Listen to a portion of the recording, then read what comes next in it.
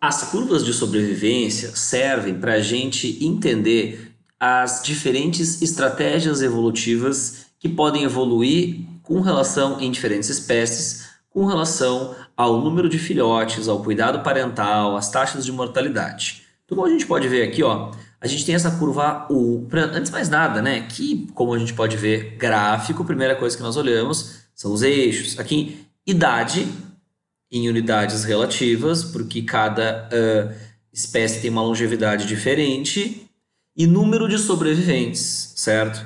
Então, o que a gente vê aqui nessa curva tipo 1, que o número de sobreviventes ele é alto ao longo de toda a vida, e no final é que o número de sobreviventes reduz, ou seja, é no final da vida que nessa curva morre mais gente.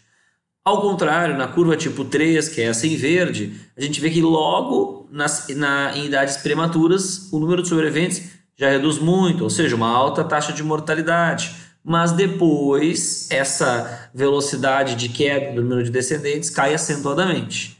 E na curva tipo 2 seria o intermediário. Que características as espécies que respondem a essas três curvas apresentam? Começando pela tipo 1. A arpia é uma ave, é a maior ave de rapina das Américas. Ela faz um ninho que é enorme no alto de uma árvore que é enorme. Ela geralmente só cria um filhote. Esse filhote fica no alto desse ninho, ele é muito bem criado e ele fica com ela até a idade dele ficar adulto. Ninguém vai chegar até o ninho de arpia para comer o filhote dela, entendeu? E quando esse filhote fica grande, não tem nenhum predador na natureza para ele. Ou seja, as arpias, elas só vão morrer quando elas ficarem velhas, entendeu? Toda arpia que nascer dificilmente vai morrer, certo? Ela só morre no fim da vida. Em comparação, olha só, a arpia tem poucos filhotes, ela só teve um, e ela cuida muito bem dos seus filhotes.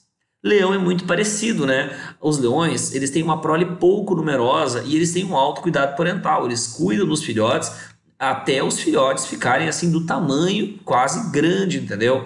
Então, o que caracteriza espécies curva tipo 1 como a arpia e o leão? Elas apresentam poucos filhotes, elas cuidam muito bem desses filhotes, têm um alto cuidado parental e assim elas garantem, entendeu, uma alta expectativa de vida, porque a taxa de mortalidade em espécies tipo 1 ela é muito baixa ao longo de toda a vida. Ela só se eleva no final da vida devido a aspectos relacionados à velhice mesmo, entendem? Já a curva tipo 2 ela vai ser a estratégia de sobrevivência de animais, espécies que tem uma curva tipo 2 é muito diferente. E aí, para a gente sair dos animais e para as plantas, por exemplo, uma araucária fêmea, ela produz milhares dessas pinhas, aliás, milhares não é, algumas dezenas dessas pinhas que são enormes. Cada uma dessas pinhas produz dezenas de pinhões, que são os filhotes da araucária. O que vai acontecer com a maioria dos pinhões, que são as futuras araucárias? Vai morrer.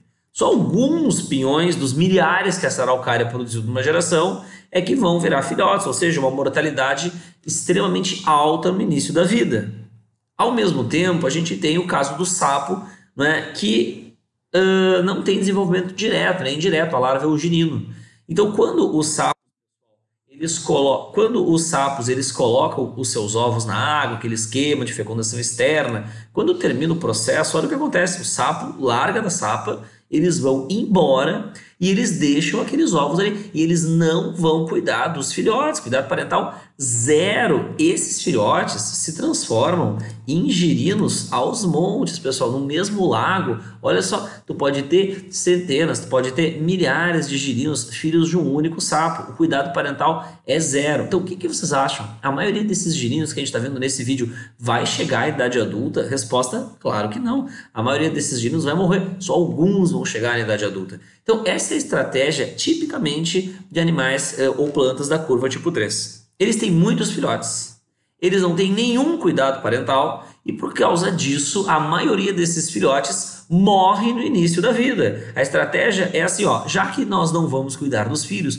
nós vamos fazer um monte de filhos, sabe? Porque aí a chance de pelo menos um chegar à idade adulta aumenta bastante. Eu me lembro aqui, por exemplo, do caso das tartarugas, né? Tartaruga marinha coloca os ovos na beira da praia, vai embora e nunca mais vê os filhotes. Sabe? E aí o cuidado parental é zero e a maioria das tartarugas morre e só meia dúzia de tartarugas chega à idade adulta. Então esse é o típico da curva tipo 3. Alta mortalidade no início da vida, Agora, quando, olha que interessante, nasce um pinhão e começa a dar uma araucária, ou um girino consegue virar sapo, bom, como sapo, a probabilidade dele ser comido é menor, então a taxa de mortalidade ela diminui. Como árvore, a chance da araucária morrer é menor, e aí a taxa de mortalidade diminui. Portanto, o que a gente consegue ver nessas duas curvas de sobrevivência, tipo 1 e tipo 3, que se opõem?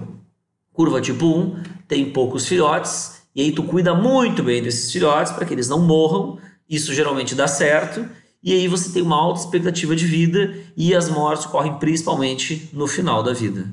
Já a curva tipo 3 é diferente, tu produz um monte de filhotes, tu não vai cuidar deles, a maioria desses filhotes vai morrer, a maior taxa de mortalidade no início da vida, mas depois que esses filhotes chegam a um determinado tamanho, aí eles não têm, eles têm maior dificuldade de morrer, entendeu? Aí a expectativa de vida estabiliza, mas em geral tem na curva tipo 3 tem uma baixa expectativa de vida, porque a maioria morre na infância, digamos assim. Tartarugas marinhas têm com certeza a curva tipo 3.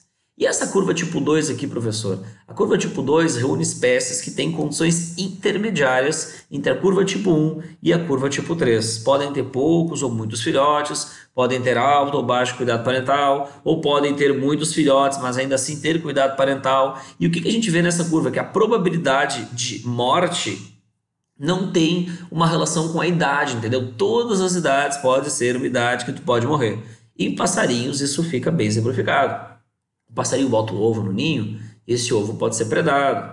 Quando esse ovo eclode, o filhote pode ser predado no ninho, pequeno ou grande. Quando esse filhote sai do ninho, ele pode ser comido. E um passarinho adulto, ele pode ser comido também. Então, em passarinhos, não tem uma idade que eles são menos ou mais frágeis, entendeu? A taxa de mortalidade deles é igual ao longo de toda a vida.